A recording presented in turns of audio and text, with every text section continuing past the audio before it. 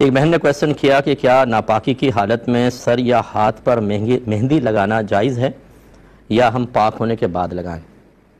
دیکھیں بالکل جائز ہے، اگرچہ اس کا رنگ باقی رہتا ہے، آپ دھو دیں گے اس کو لیکن رنگ باقی رہے گا، اور اس بالوں یا ہاتھ پر رنگ سے غسل جنابت کے اترنے نہ اترنے کا کوئی تعلق نہیں ہے، تو لہٰذا کوئی گھبراہٹ کی ضرورت نہیں ہے۔ آپ مہندی لگائیں، اس کے بعد اس کو جب غسل کریں اچھی طرح دھو دیں، جو نشانات رہ گئے ہیں وہ پانی کو کھال تک پہنچنے کی راہ میں چونکہ رکاوٹ نہیں ہے، لہٰذا غسل بالکل ٹھیک ہو جائے گا۔ انہوں نے کہا کہ کسی نے کہ نیل پالش کے ساتھ وضو کرنا جائز ہے یا اس کو ریموو کرنا ہوگا؟ دیکھیں ریموو کرنا ہوگا، کیونکہ نیل پالش کی ایک مخصوص تہ بن جاتی ہے جو پانی کو کھال تک پہنچنے سے روک دیتی ہے، اور جسم پہ ہر ایسی چیز کے جو پانی کو کھال تک پہنچنے سے روکے وضو نہیں ہوگا یا غسل نہیں ہوگا۔ ہاں، جو پیشہ ور لوگ ہوتے ہیں جو اسی قسم کے کوئی کام کر رہے ہوتے ہیں کہ تھوڑا بہت ان کی کھال پر ایسی کوئی چیز رہ جاتی ہے تو وہ معاف ہے۔ جیسے یہ مچھیرے ہوتے ہیں، یہ مچھلی کو صاف کرتے ہیں تو مچھلی کا چھلکا بعد پر چپک گیا، فرض کر لیں ہاتھ پہ، یہ یوں ہاتھ رکھا تھا لگ گیا، ان کو ذہن میں نہیں رہا، وضو کر لیا، نماز پڑھی، بعد میں دیکھا وہ تو چپکا ہوا تھا اور نیچے پانی نہیں پہنچائے، معاف ہوگا۔ ایسی کوئی آٹا گوندنے والا ہے جیسے تندور پر روٹیاں ڈالتے ہیں تو ان کے ناخنوں کے اس میں فرض کر لیں کہ آٹا رہ گیا، دھونے کے باوجود توجہ نہیں رہی، تو یہ بھی معاف ہوگا۔ ایسی سیاہی سے کوئی جیسے لکھتے ہیں، یہ کاتب وغیرہ ہوتے ہیں تو وہ سیاہی کہیں لگی رہ گئی، معاف ہوگی۔ لیکن نیل پالش میں کوئی ایسا شرعی عذر نہیں ہے، تو زینت کا سامان ہے، لہٰذا اس کو ہٹانا ہی ہوگا۔ ایک سسٹر نے پوچھا تھا، ایک خاتون حاملہ تھیں، انہوں نے ارادہ کیا کہ اگر میرے لڑکا پیدا ہوا تو میں اس کا نام محمد رکھوں گی۔ اب بچہ ہی پیدا ہوا لڑکا تو اس کا نام محمد علی رکھ دیا ہے، تو کیا یہ صحیح ہے یا صرف محمد نام رکھنا ہوگا؟ کیونکہ ڈاکومنٹس میں ہمیں لکھوانا ہے۔ دیکھیں صرف محمد نام بھی رکھ سکتے ہیں۔ امام محمد رضی اللہ تعالیٰ عنہ بڑے معروف ہیں، امام اعظم رضی اللہ تعالیٰ عنہ کے شاگرد ہیں، لیکن فقہاء نے فرمایا مناسب نہیں ہے کہ اس سے پکارا جائے، اور پھر بعض اوقات آدمی کچھ غلط باتیں بھی کہہ دیتا ہے، نام لے کے فلاں تو ایسا ہے فلاں تو ایسا ہے، اس لیے بہتر ہے کہ اس کے ساتھ ایک اور نام رکھا جائے، نام محمد ہو، نیت کریں، اور پکارنے کے لیے اس کے ساتھ دوسرا بھی رکھ دیں۔ جیسے میرا نام محمد ہے اور اکمل پکارنے کے لیے تو میں ملا کے لکھ لیتا ہوں محمد اکمل، تو اسی طرح یہاں پر بھی ہے کہ محمد علی نام رکھا ہے، کوئی مسئلہ نہیں ہے کیونکہ اس میں محمد شامل ہے، ڈاکومنٹس میں آپ یہ رکھ سکتی ہیں، اور جو آپ نے ارادہ کیا تھا اللہ کی بارگاہ میں، اس ارادے پر بھی کوئی آپ کی اس کی مخالفت نہیں کہلائے گی کہ آپ کی گرفت ہو۔ یہ کہتے ہیں کہ ہماری والدہ نے بچپن میں ہمیں تسبیح پر کچھ ذکر الہی کرنا منع کیا، فرمایا انگلیوں پر گنو، کیونکہ جب قبر میں جاؤ گی تو اس کے اندھیرے میں انگلیاں روشن ہو جائیں گی تمہارے لیے۔ کیا ایسا ہوتا ہے؟ دیکھیں اپنے پاس سے اخروی معاملات کو وضع کر کے بیان کرنا اور اس پر یوں پھر دلیل فراہم کرنا کہ نہیں ہم نے تو اچھی نیت کے ساتھ کیا تاکہ بچے اس طرف راغب ہو جائیں، یہ بالکل غلط ہے۔ ذکر کی طرف رغبت کے لیے جھوٹی حدیثیں گھڑ کر یہ جھوٹی بات بیان کرنا، یہ اگر وہ زیادہ بچے اس طرف آ بھی جائیں گے تو ذکر الہی کریں گے جو مستحب ہے، اور آپ کا جھوٹی بات گھڑ کر پیش کرنا، چاہے آپ اسے اللہ رسول کی طرف منسوب نہ کریں، لیکن اگر آپ کہتے ہیں آخرت میں ایسا ہوگا تو یاد رکھیں انڈرسٹوڈ ہے کہ آپ یہی کہہ رہے ہیں کہ اللہ اس کے رسول نے یہ فرمایا۔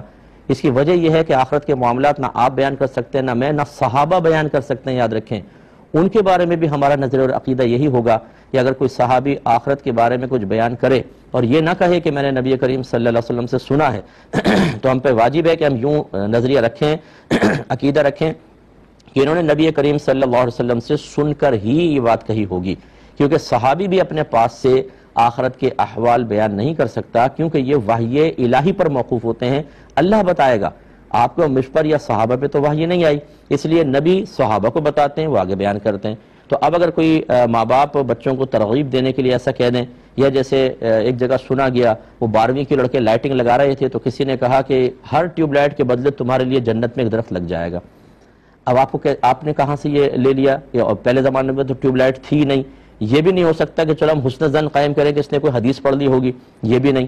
تو یہ جو اس طرح بات گھڑ کر فوراً پیش کر دینا اور دین کی طرف منسوب کر دینا، یہ شرعاً ٹھیک نہیں ہوتا ہے۔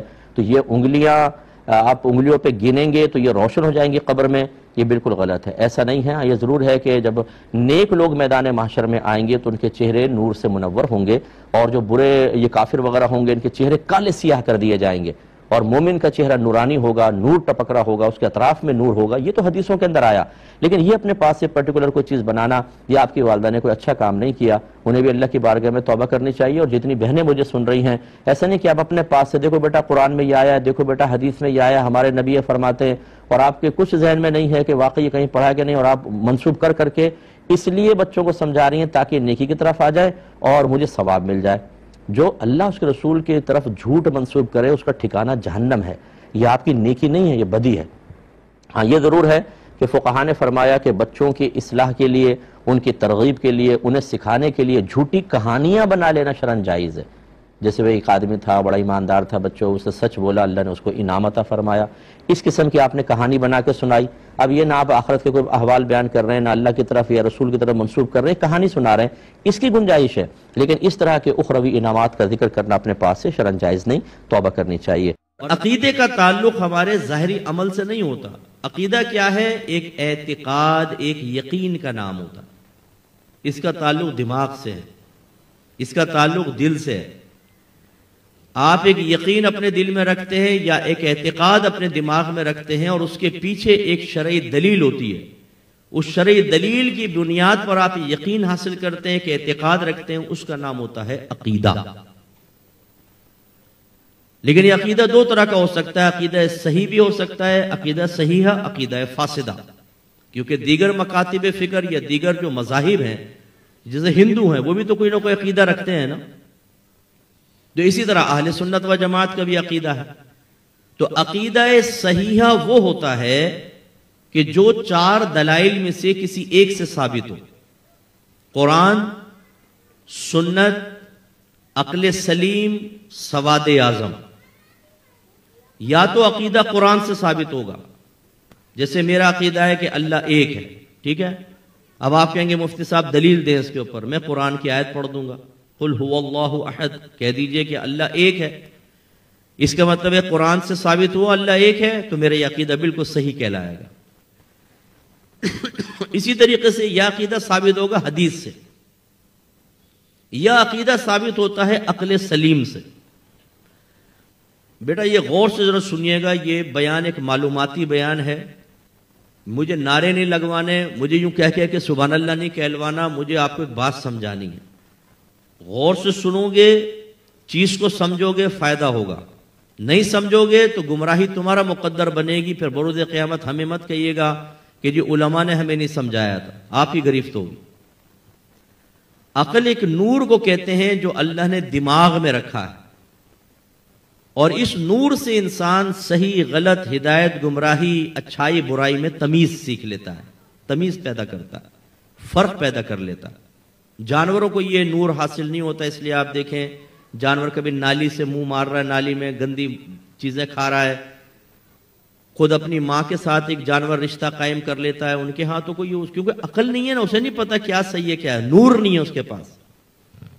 اور ہم گندی چیز نہیں کھائیں گے، ہم رشتوں کا تقدس پامال نہیں کرتے ہیں. یہ الگ بات ہے کہ ہماری عقول کے اوپر بعض اوقات ہمارے نفس کی خواہشات اتنی غالب آ جائیں کہ اب تو ایسے ایسے کیسز میرے پاس آتے ہیں کہ سگی بہنوں سے بھائی زنا کر رہے ہیں، ساس سے زنا ہو رہے ہیں، داماد سسر بہو کے ساتھ زنا کر رہا ہے، سگی ماں کے ساتھ زنا. کبھی آپ نے سنا کہ یہ ہوگا؟ یہ آج کل ہو رہا ہے. جو نوجوان اپنے مذہب کو بوجھ سمجھ کر پھینک چکا ہو اور گھر میں ان کے ماں باپ نے مذہبی ماحول نہ بنایا ہو، اور وہ بچے انٹرنیٹ پہ جا کے گندی موویز دیکھ رہے ہوں، گندی چیزیں دیکھ رہے ہوں، گندا لٹریچر پڑھ رہے ہوں، جہاں ترغیب دی جا رہی ہو کہ ماں کے جسم کو دیکھو، بہنوں کے جسموں کو دیکھو، اس نوجوان سے یہ توقع رکھنا کہ یہ اللہ کا ولی بنے گا، یہ تو حماقت کی ہی بات ہے. تو بہرحال اللہ تعالیٰ نے ایک نور پیدا کیا. یہ بچے کو کوئی سنبھال سکتا ہے؟ مجھے فوراً بہت ڈسٹرب کر رہا ہے یہ بچہ. یہ چھوٹے بچوں کو تو ویسے یہ ماحول نہیں ہے، تو اس کو کوئی سنبھالو، جس کا بھی یہ بھائی اس کو سنبھالے ذرا، بڑی مہربانی ہے.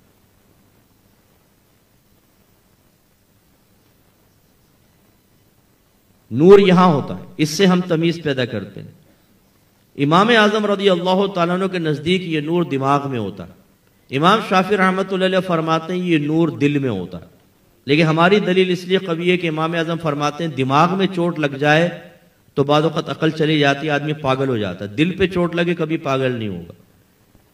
تو بعض ہمارے عقائد ایسے ہیں کہ جو صرف عقل سے ثابت ہوتے ہیں، قرآن و حدیث سے ثابت نہیں ہوتے۔ وجہ اس کی یہ تھی کہ جو منطق اور فلسفہ ہے یہ علوم عقلیہ کہلاتے ہیں، یعنی یہ قرآن حدیث سے ثابت نہیں ہے، عقل کے ذریعے علوم بنائے گئے اور یہ عام ہو گئے۔